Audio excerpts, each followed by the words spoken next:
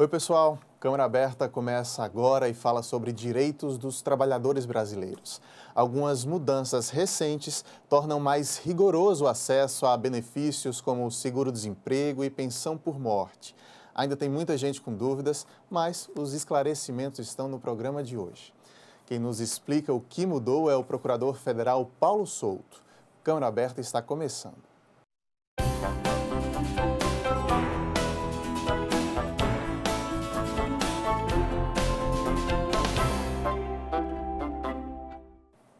Você de casa nos acompanhando, seja muito bem-vindo ao nosso programa. Doutor Paulo também, muito bom tê-lo aqui mais uma vez, seja bem-vindo. Lael, eu que agradeço. Doutor Paulo, deixa eu começar lhe perguntando o porquê dessas mudanças. É a necessidade desses ajustes na economia que a gente vem ouvindo no noticiário mesmo? Eu particularmente só concordo com a medida do seguro-desemprego. As demais eu achei que mexeram nas regras do jogo quando o jogo já começou. Se quiser alterar, altere para quem está ingressando no regime previdenciário agora. Mas para quem já estava, eu achei isso aí vai dar muita confusão na justiça. Todas essas mudanças são medidas provisórias. O que é que isso quer dizer? Elas vieram em duas medidas provisórias, na 664/2014 e 665/2014. O governo baixou a medida, uma parte já está em vigor, outra não. Ela entra totalmente em vigor no dia 1º de março deste ano.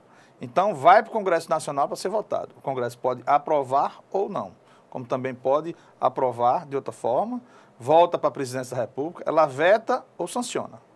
Vai depender tudo do Congresso Nacional. Enquanto esses trâmites acontecem, mas já está valendo porque já é medida provisória, é isso? Já está valendo uma parte, outra só começa a valer a partir de 1º de março. Então, vamos começar a falar delas para o nosso telespectador ir entendendo o que mudou. Seguro-desemprego, doutor, os prazos mudam, é isso? Mudam, porque antes você trabalhava 6 meses, era demitido sem justa causa e já teria direito a receber o seguro-desemprego. Agora, você tem que trabalhar na primeira solicitação 18 meses nos últimos 24. Na segunda solicitação, você tem que trabalhar 12 meses nos últimos 16. E na terceira, 6 meses, você trabalhou, você já terá direito ao seguro-desemprego. Eu acho uma mudança justa. Por quê? Porque estava havendo muita fraude. Era público e notório, todo mundo sabia que havia essas fraudes. Então, o governo fechou a sangria. Eu achei essa medida está correta. Eu entendo como correta. Também é uma opinião pessoal minha. Deixa eu exemplificar para tirar uma outra dúvida. Se eu já usei por uma vez o seguro-desemprego, numa determinada situação, eu deixei aquela empresa e já usei. Só tinha trabalhado 6 meses mesmo. A partir de agora tem essa regra de 1 ano e meio para a primeira solicitação. Eu tenho a necessidade agora de trabalhar 1 ano e meio para conseguir uma nova solicitação, ou como eu já consegui aquela anterior, eu agora só trabalho 1 ano? Por quê? Porque você já tem um tempo de serviço. Você não vai requerer o seguro-desemprego pela primeira vez, e sim pela segunda. Você tem, no mínimo, já 6 meses. Então, você tem que trabalhar, você tem que comprovar que trabalhou 12 meses nos últimos 16. Você tem que comprovar isto, entendeu? Então, você não precisa trabalhar os 18 meses. Você trabalha 12 meses, comprovando que trabalha 12 meses nos últimos 16 meses. Ou seja, a contar da data que você deixou de receber o seguro-desemprego. Isso deve gerar uma economia enorme, de fato, né, doutor? Porque... Dizem que vai. Os cálculos no seguro-desemprego são bem elevados. Vamos adiante, doutor. A pensão por morte, eu acho que é a que é mais detalhada, né? Está cheia de detalhes aí. E tem 2 divisões, a pensão por morte para os segurados do INSS e para o servidor público federal. Vamos começar na pensão pelo segurado do INSS. Primeiro, o que é uma pensão por morte? Queria que o senhor definisse para a gente. Pensão por morte não é nada mais do que um benefício quando ocorre um sinistro com um trabalhador ou um servidor público federal e os seus beneficiários perceberão o benefício de pensão por morte. Este benefício era no valor integral da aposentadoria do segurado do INSS, como também do servidor público federal. Esse benefício não se exigia carência. Ou seja, você trabalhou um dia, ocorreu um acidente com você, alguma coisa, você faleceu no outro dia, comprovando que era segurado, você recebia a pensão. Hoje não. Hoje a carência é de 24 meses. Nenhum benefício previdenciário no país teve uma carência tão alta. Então, as mudanças são essas. Ou seja, você é como eu falei no início. Você, quando começou como eu digo, ele ingressou no RGPS, no Regime Geral da Previdência Social, ou no do servidor público, a regra do jogo era uma. E você alterou e prejudicou um direito adquirido do servidor. Porque ele tem um direito adquirido, quem vai usufruir é a sua família. Como o segurado também, do INSS, tem um direito adquirido, quem vai usufruir sua família se ocorrer o sinistro da morte. Quer dizer, se alguém neste momento já contribuiu por 12 meses, por exemplo, mas morrer, aquela família não vai ter o direito. Ou vai? Neste momento? Neste momento vai ter. Por quê? Porque não está em vigor ainda. Entendeu? O que está em vigor, no caso dos beneficiários do segurado do INSS, é a proibição do pagamento de pensão por morte do homicida, aquele que mata o segurado e quer se beneficiar da pensão por morte.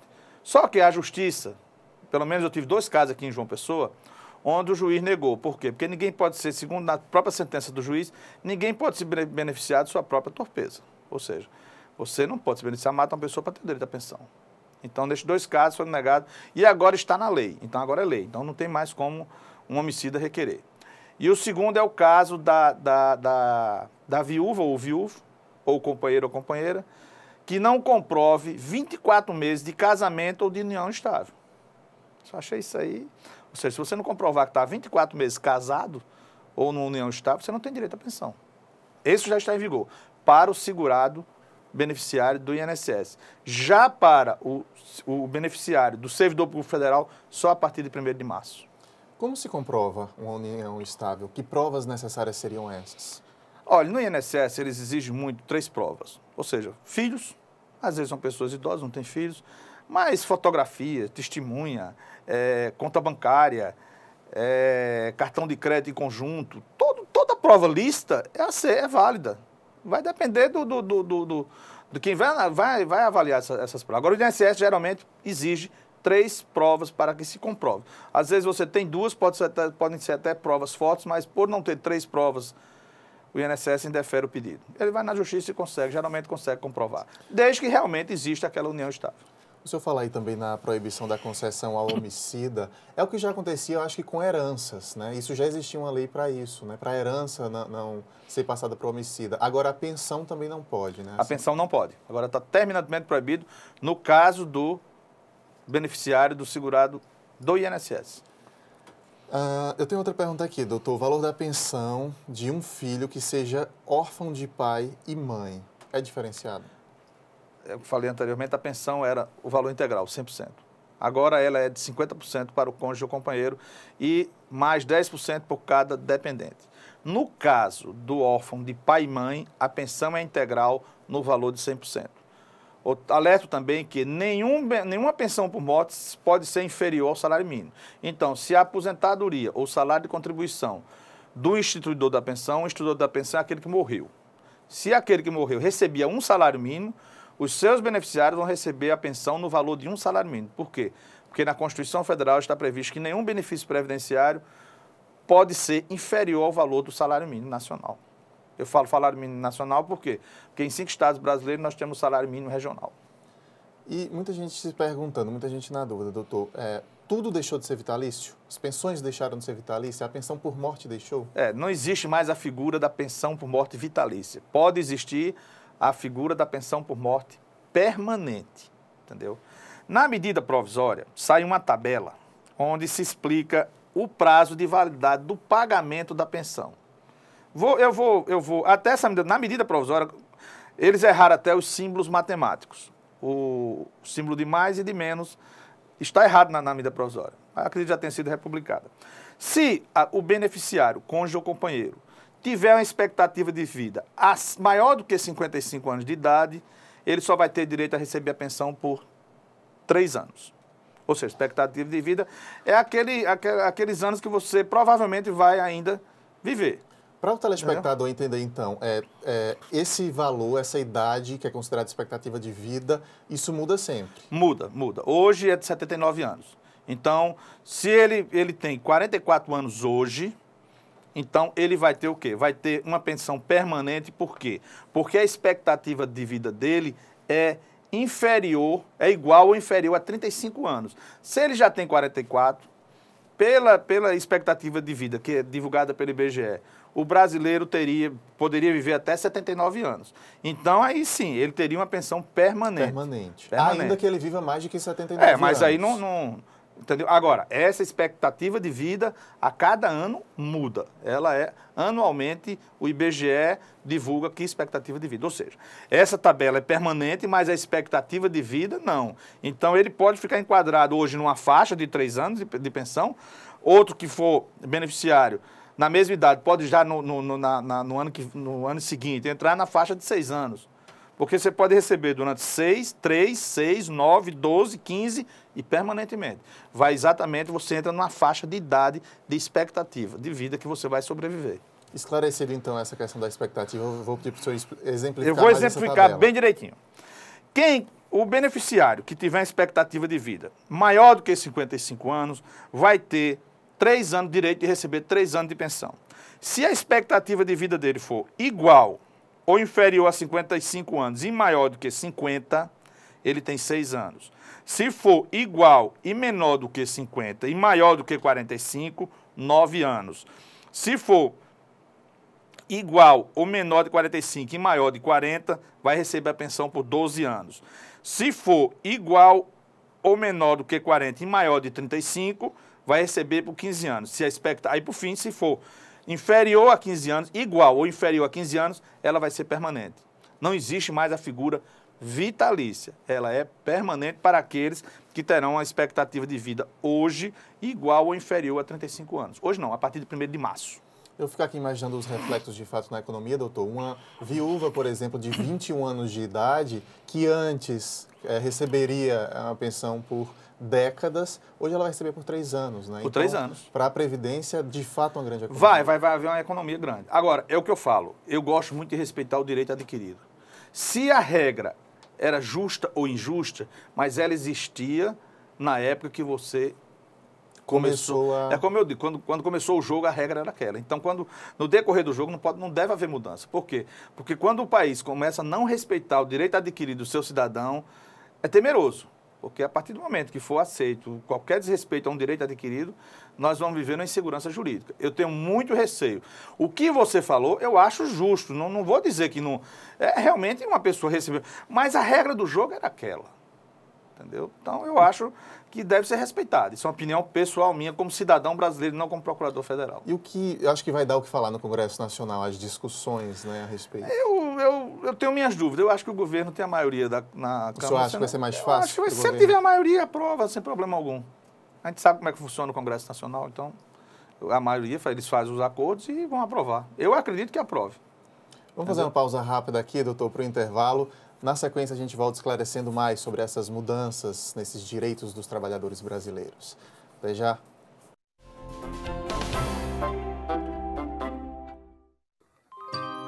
Essa é a nossa história. São lugares e monumentos para serem admirados. Vamos defender nosso patrimônio e manter essa memória viva. Essa é a nossa cidade. São praias e espaços verdes para curtir a natureza. Com a Câmara Municipal, vamos cuidar e preservar nossas belas paisagens. Se João Pessoa é o seu lugar, junte-se a nós. E vamos espalhar cuidados por aí. João Pessoa é o nosso lugar e a gente cuida. Leis curiosas pelo mundo. Você sabia que numa cidade do Canadá é proibido capturar peixe com as mãos? Tem também uma cidade na Inglaterra que não permite beijos nas estações de trem. Ah, e em Haifa, lá em Israel, você não pode levar de jeito nenhum um urso para a praia. Existem leis que você não conhece, mas as de João Pessoa você pode conhecer. Acesse o site da Câmara Municipal e veja todas as leis municipais e os projetos que estão em tramitação na Câmara. Transparência é cidadania e a gente leva isso a sério.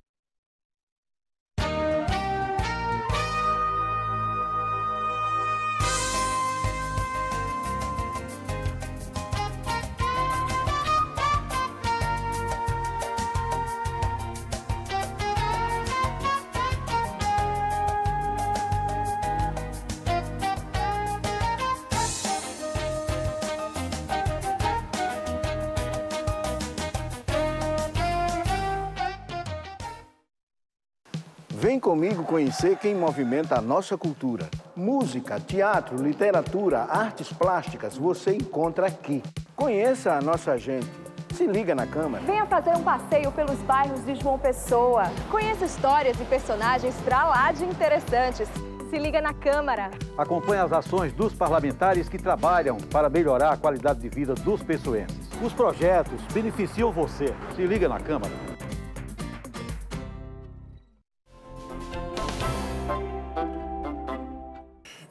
Câmara Aberta está de volta, hoje esclarecendo as recentes mudanças que tornaram mais rigoroso o acesso aos benefícios da Previdência Social, como seguro-desemprego e pensão por morte, por exemplo. Nosso convidado é o Procurador Federal Paulo Souto. Doutor Paulo, a gente vem detalhando essa pensão por morte, que eu acho que é a que mais tem detalhes mesmo e tem essas diferenças do servidor público federal, né? O senhor, no primeiro bloco, falou da carência a respeito da duração do casamento, né, do período do casamento. Queria que o senhor reforçasse como, de fato, passa a valer a partir de agora. Foi uma novidade, tanto para os beneficiários do servidor público federal, como também dos segurados do INSS.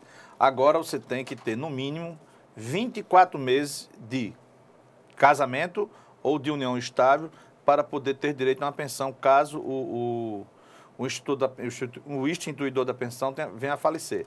Mas, se ele faleceu em acidente de trabalho, doença profissional ou doença de trabalho, não existe carência. E também, se o cônjuge sobrevivente for totalmente incapaz, uma pessoa que não tenha como prover a sua própria subsistência, também não vai existir carência. São as duas exceções. Mas, se você, vou dar um exemplo bem claro, você, a partir de 1º de março, se o seu cônjuge ou companheiro venha a falecer, tanto o segurado do INSS como o servidor público federal, se você não tiver 24 meses de casamento ou união estável, você não vai ter direito à pensão por morte. A gente fala aí, o senhor explica aí da questão do cônjuge, né, do companheiro ou companheira. É diferente para dependentes que não sejam cônjuges, para filhos adotivos, para filhos... Não, filhos adotivos e os filhos registrados sem problema algum. Aliás, o adotivo também é registrado. Não existe diferença entre os dois, entendeu? Os filhos naturais e os filhos adotivos. Todos têm os direitos iguais, entendeu? O que foi excluído no caso do servidor público federal foi a pessoa designada, geralmente já nem mais existia, mas consta na medida provisória. O enteado e o menor sob guarda têm que comprovar agora a dependência econômica com o falecido para ter direito à pensão, que antes a lei não exigia isso. E a medida provisória vem com essa exigência. O senhor falou também que foi reduzido, né, para 50%. Queria esclarecer isso ainda mais. Esse 50% que uma viúva, por exemplo, pode passar a receber é do salário do ex-marido? Olhe bem, são dois exemplos. 50%, vamos primeiro tratar do caso do beneficiário do INSS, do segurado do INSS. É 50% do valor da aposentadoria ou do salário de contribuição. Mas este 50% não pode ser inferior ao salário mínimo. Se o aposentado que faleceu, a sua aposentadoria é o salário mínimo, a pensão vai ser no salário mínimo. Por quê? Porque a Constituição Federal não permite, está lá na Constituição, nenhum benefício previdenciário pode ser inferior ao salário mínimo. O caso do servidor público federal, como é calculada a pensão? A gente tem uma tabela, eu acho, inclusive, aí para exemplificar. Vou pedir para o pessoal soltar. Tem ali um salário de aposentadoria de R$10 mil, doutor. Por quê? Dá lá, o salário ou aposentadoria sendo R$10 mil, como é calculado? Ele vai ter direito ao teto do INSS mais 70% do QCD. Quanto é o teto do INSS hoje? R$ 4.663,75. Então, você diminui dos 10 mil o teto do INSS, ou seja, diminui 4.663,75 centavos, que vai chegar ao valor de 5.336,25 centavos. Então, você vai calcular 70% do que excedeu. O que foi que excedeu? Não foi 5 mil? Então, 70% do que excedeu é R$ 3.735,37. Você soma com o teto.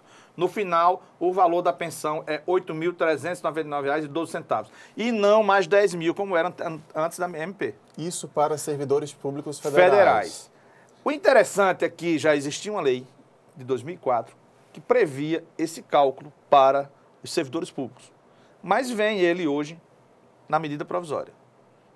Eu sempre tive uma opinião pessoal que esse cálculo não se aplicava a quem era regido pela 8.112, nós chamamos o RJU, que é o Regime do Servidor Público Federal.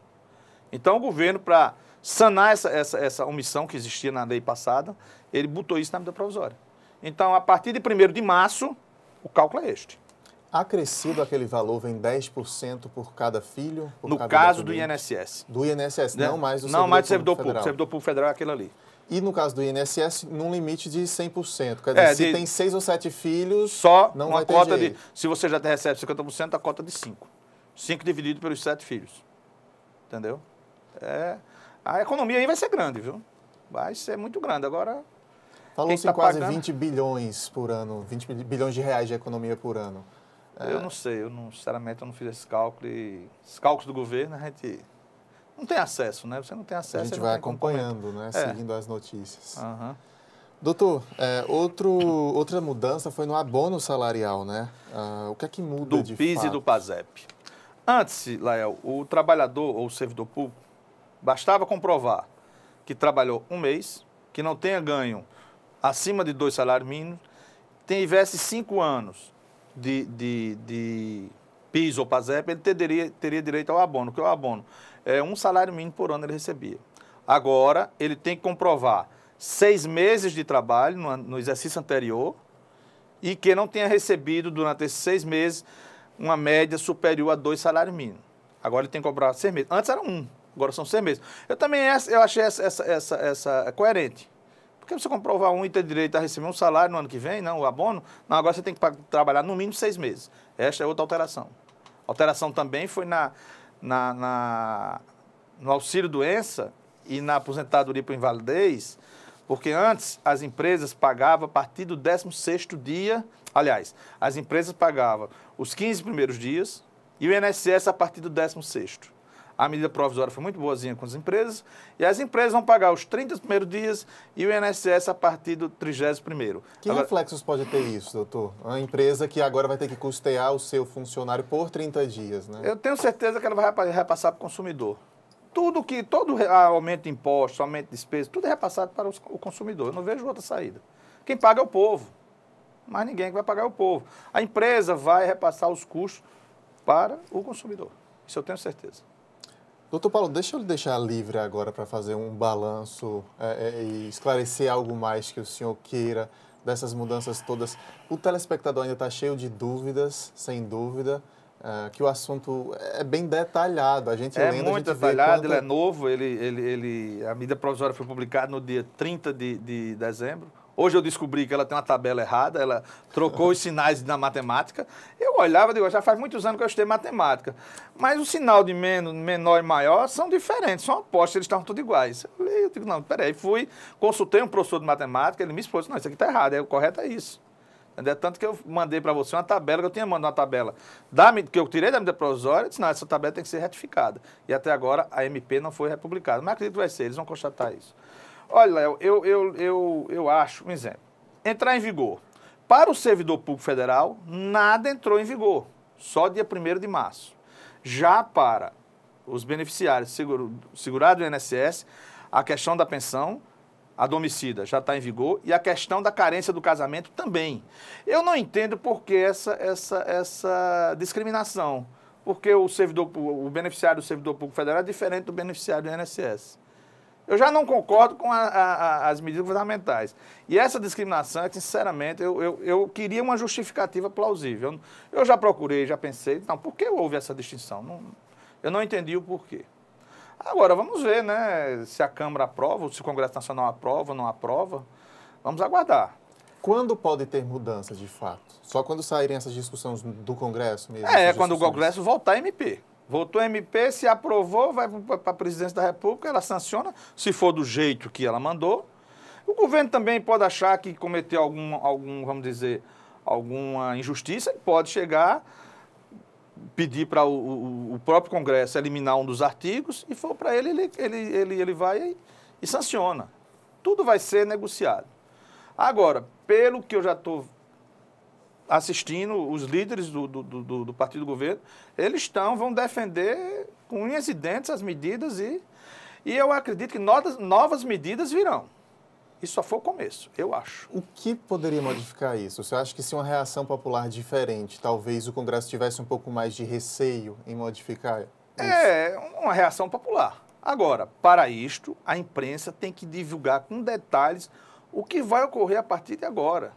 Entendeu? Se não divulgar, isso é aprovado e o trabalhador, o servidor público, só vai tomar conhecimento quando tiver já como uma lei, não como uma MP, uma medida provisória. Se não houver uma reação popular, o Congresso Nacional aprova e vai entrar em vigor e daqui para frente a regra do jogo é aquela.